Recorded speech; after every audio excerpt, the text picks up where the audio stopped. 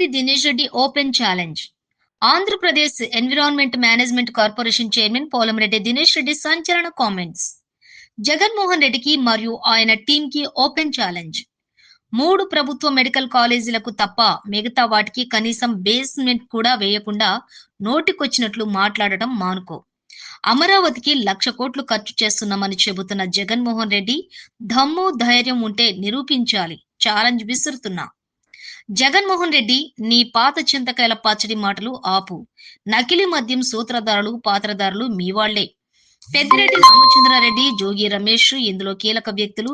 విచారణలో అన్ని బయటకు వస్తాయి. చంద్రబాబు నాయుడు చేస్తున్న అభివృద్ధిని చూసి ఓర్చుకోలేక, తట్టుకోలేక జగన్ అండ్ టీమ్ మతి భ్రమించి మాట్లాడుతోంది. సూపర్ 6 పథకాలు సూపర్ హిట్ కావడంతో వైసీపీకి ఏం చేయాలో తోచడం లేదు. గతంలో నెల్లూరు జిల్లాలో అక్రమ మైనింగ్ మాఫియా, గ్రావెల్ మాఫియా చేసిన అరాచకాలకే పాపం పండి శిక్ష అనుభవిస్తున్నారు.